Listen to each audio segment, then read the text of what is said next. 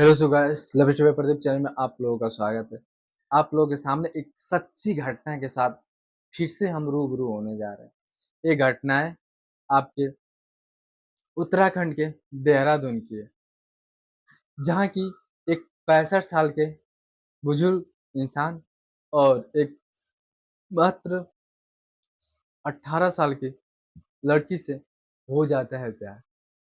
और उस प्यार में उस 65 साल के जो बुजुर्ग थे, वो स्टेट ऑफ बैंक से रिटायरमेंट, जो कि आप तुलना नहीं कर सकते हैं कि काश ऐसा भी हो सकता है।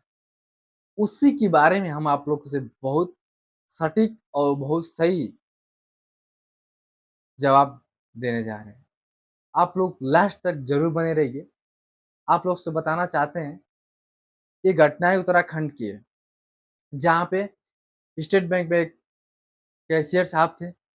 वो जब 65 साल के हो गए, रिटायरमेंट हो गया था, घर पे थे, तो उनको अच्छा नहीं लगता था। आखिर उन क्यों नहीं अच्छा लगता था, ये बता रहे हैं शुरू से। जो स्टेट बैंक अब इंडिया के जो कैशियर साहब थे, उनकी पत्नी का देहांत 2016 में हो गया था, क्योंकि उनकी पत्नी का तबीयत काफ़ी बिगड़ चुका था और अब दिल्ली हॉस्पिटल में उनका इलाज करा रहे थे। इलाज कराने के दौरान उन्होंने बहुत पैसे-रुपए फूँका और उन्हें लास्ट में वो बचा नहीं पाए, क्योंकि वो कैंसर से पीड़ित थी और कैंसर से पीड़ित इंसान को जल्दी कोई इलाज सक्सेसफुली नहीं होता। कुछ दिन तक वो अपने पति के साथ थी और इसके बाद अपना दम तोड़ दी। जब दम तोड़ दी, तो जो ये कैशियर साहब थे, वो अकेला महसूस करते थे। इनके एक बच्चा था, वो भी मुंबई में जॉब करता था, उसका भी शादी वगैरह सब कर दिए थे। वो भी अपनी फैमिली लेके वहीं शिफ्ट था, ये अपनी पत्नी को लेके देहरादून में थे। आखिर होता क्या है कि जब काम के लिए उनकी पत्नी का बहुत अच्छे तरीकों से भेज जाता है, तो 1 आध महीने घर पे ही रहता है लड़का और पिताजी से कहता है, "पिताजी अकेले आप क्या करेंगे?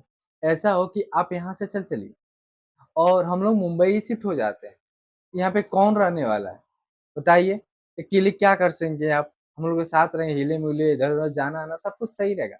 उसके पिताजी कहते हैं, "नहीं जी, बेटा हम ऐसा नहीं कर सकते, क्योंकि यहाँ पे हमारे बहुत सारे लोग जान-पहचान के हैं और मुंबई में मेरे कोई नहीं है और मैं वहाँ नहीं रह पाऊँगा, क्योंकि मुझे यहाँ रहना सबसे अच्छी चीज़ लगती है कि हमें ज़्यादा लोग यहाँ जानते हैं, हित, नात, दोस्त, मित्र बहुत सारे ऐसे लोग हैं।" तो लड़का कहता है, "चलिए ठीक है पिताजी, अगर आपको ऐसा ही है, तो मैं चला जाता हूँ और अच्छे से अपना ख़्याल रखिएगा।" वो कहते हैं, "कैसिए साहब चलो ठीक है, मैं अच्छे से रहूँगा, आप लोग अपना ख़्याल रखना, जाओ।"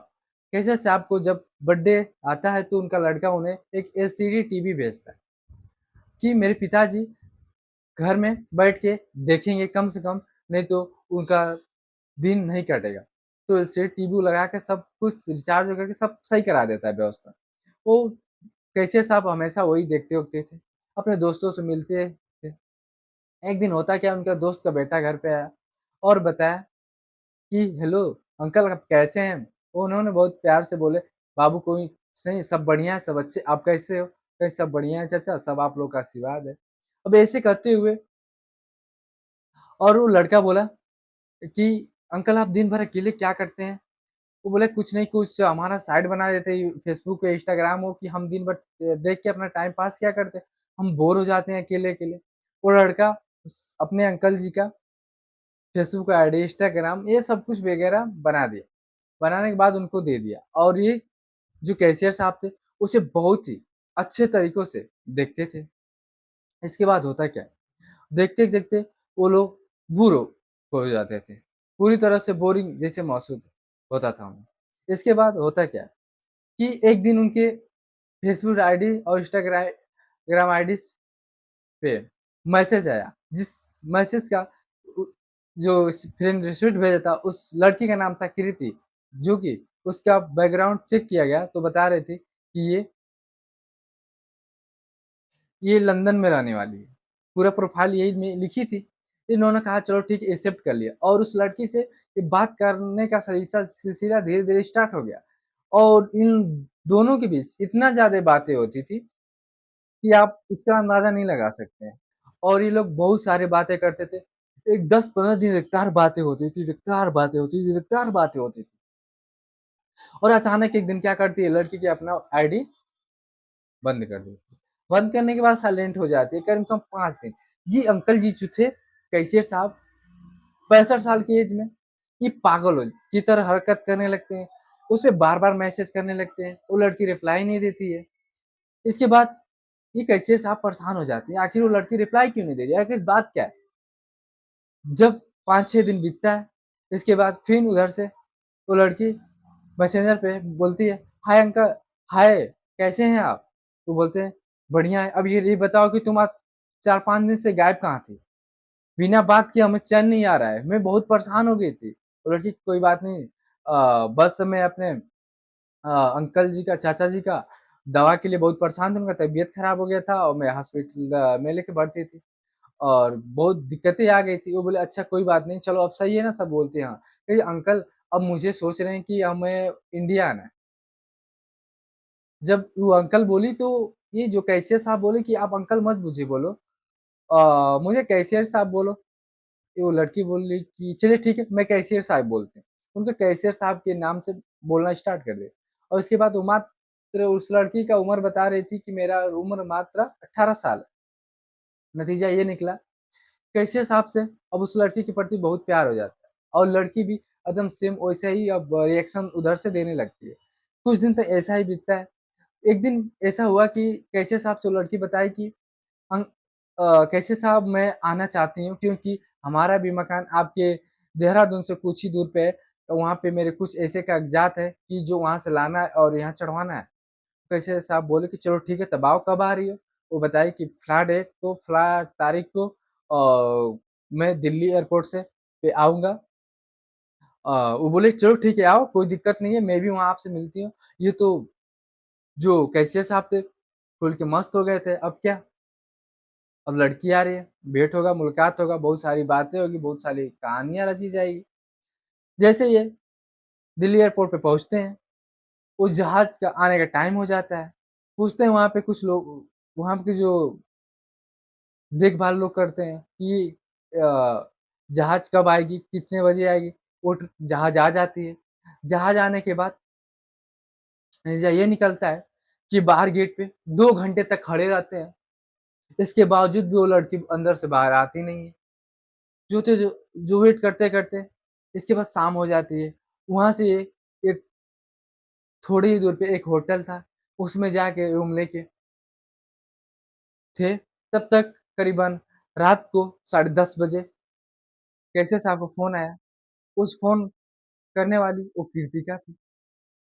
फ़ोन पे बोली कि हेलो कैशियर साहब मैं इस एयरपोर्ट पे फँसी हूँ दिल्ली। सर आप कहाँ हैं? और ये लोग हमें परेशान कर रहे हैं, छोड़ नहीं रहे हैं, बहुत दिक्कतें हो रही हैं। कैशियर साहब बोले कौन है? बात कराओ।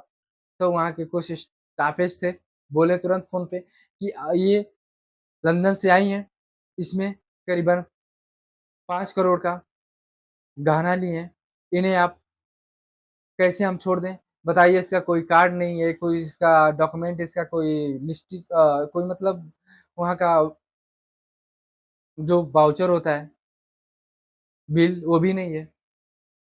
इसके बाद होता क्या है कि वो कैसे साहब कहते हैं चलिए बात बताओ, बात क्या करना है? वो कहते हैं सब कि हमें 2 लाख रुपए आप दे दो, मैं इस लड़की को छोड़ दूँगा। कैसे साहब कोई बात नहीं मैं तुरंत आता हूँ, तुमको 2 लाख रुपए दे रहा हूँ, तुम उस लड़की को छोड़ो। ये कैसे साहब जाते हैं वहाँ पे तुरंत, तो कहते हैं कोई बात नहीं आने की ज़रूरत नहीं, आप पेमेंट करो जिस खाता में बता रहे हो उस खाता में पेमेंट कर दो, फिर इसके बाद हम यहाँ की लड़की छोड़ देंगे, लड़की को छोड़ देंगे, नहीं तो आप आओगे ऐसे तो सीधे 10 लाख देना पड़ेगा। वो लोग परेशान हो जाता है। जो कैशियर होता है। इसके बाद ये निकलता है कि ये अपने अकाउंट से उस सबों के अकाउंट में पैसा 2 लाख ट्रांसफ़र कर देता है। इसके बाद 2 लाख लेने के बाद वो करते हैं सब कि ऐसे नहीं होगा, ये मेरे सीनियर साहब तक बात पहुँच चुकी है, आप ऐसा है कि 25 लाख रुपए तुरंत का व्यवस्था करो, वरना इस लड़की को हम लोग तुरंत अभी लंदन भेजने का प्लान बना दिया है। इसको तुरंत रिटर्न वो लड़की रोने लगती है। अब कहती है कि कैशियर साहब आप ही के भरोसे हम हैं, अगर चाहेंगे तो हम आ जाएँगे, नहीं चाहेंगे तो फिर हम वापिस चले जाएँगे, तो बड़ी दिनों बाद हम लोग से मुलाकात होगी। वो कैशियर साहब कहाँ फूल के मौल-मौसा हो जाते हैं और कहते हैं, "नहीं, नहीं ऐसी बात नहीं, अभी तुमको हम पैसा ट्रांसफ़र करवा रहे हैं।" वो कहे, "ठीक है अंकल जो सरकारी कल आप 12 बजे तक पैसे कम से कम ट्रांसफ़र कर दें, वो 12 बजे तक उन अपने अकाउंट से पैसे 25 लाख रुपए ट्रांसफ़र कर दें। इसके बाद होता क्या है, वो भी पैसा ले लेते हैं सब। इससे पैसा लेने के बाद अपने जो वहाँ के कर्मचारी थे, कर्मचारी लोग कहते हैं कि आप कैसे उस बंदे से इतना पैसा ले रहे हैं? तो कहे कुछ नहीं जैसे हो रहा है होने दो। अ, 25 जाने के बाद कुछ 1 दिन बाद फिर बोलते हैं सब आखिर नहीं इसे आप 5 लाख रुपए और भेजो, नहीं भेजोगे तो इस लड़की को हम लोग जो सलाखों भेज देंगे क्योंकि ये लड़की फ्रॉड है। वो कहता है नहीं ऐसी बात नहीं है, इसे हम लोग फँसा के भेज देंगे फ्रॉड में।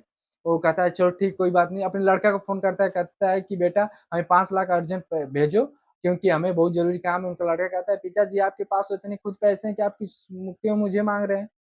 वो बताता है कि कुछ नहीं बेटा मुझे कुछ अर्जेंट काम है आप भेजो, तो उनका लड़का भी 5 लाख रुपए भेज देता है। भेजने के बाद वो जो 35 साल के कैशियर साहब थे, वो भी पैसा उस लड़की के हवाले कर देते हैं। उस मतलब उन लोगों के पास भेज देते हैं। इसके बाद वो लड़की कहती है कि कोई बात नहीं सर, हमें ये लोग इंडिया आने नहीं दे रहे हैं, आप लोगों से अगली टर्म में हम मिलेंगे। ऐसा है कि हमें इस बार जाने दीजिए और एक बात कह के वो लड़की चली जाती है। और ये जो कैशियर साहब थे, ये बहुत परेशान होता जाते हैं और उतावले हो जाते हैं, आखिर हम करें तो क्या करें? इसके बाद घर में पड़े रहते हैं, इनका बेटा मुंबई से तब तक आ जाता है, दरवाज़ा खोलता है, देखता है पिता रोड पे जिससे फुटपाथ पे लोग सोए रहते हैं, वैसे ही घर में सोया है और अजीब तरीकों से मतलब टूट चुके हैं। पूछता है पिताजी आखिर हुआ क्या आपको? उनका बैंक वो पासबुक लेता है और जाता है बैंक, चेक कराता है, पूरा पैसा अकाउंट से साफ, कुछ पैसे नहीं बच 1 हफ्ते के अंदर पूरा कम से कम 35-40 लाख रुपए खत्म हो चुका था। ऐसे में वो परेशान हो गया और पिताजी से आया पूछा पिताजी आप ऐसा किए? तो वो बताए पूरी बात कि बेटा मेरे साथ ऐसे-ऐसे हुआ है। तो उन्होंने उन लड़के ने वहाँ के जो पुलिस अधीक्षक थे उनसे बात किया, जो कि उनका नाम था हरकेश कुमार। हरकेश साहब से सारी बातें जाके बताए और हरकेश साहब ने इस केस को ले लिए। करीबन 8 महीने तक इस घटना के बारे में सर्च करते-करते पता ये चला हरकेश कुमार जो वहाँ के अधिकारी थे, वो भी अपना फेक आईडी बनाए और सेम वैसे ही सब कुछ प्रोफाइल डाले बड़े-बड़े मतलब सब कुछ भौकाल टाइप का। तो फिर वो लड़की जो कीर्ति नाम की थी, अब उस अधिकारी को टच कर देती है और जब टच कर देती है, तो ये टच करने के बाद उसका जो बात करने का तरीका होता है, ये लोग अब कहाँ अब अधिकारी लोग के दफ्तर में जो आ जाएगा तो अब तो पकड़ा जाएगा ही। ये लोग उसका पूरा सिस्टम ही हैक करके करवा लेते हैं और उसको ट्रैक करके कहाँ से कौन है।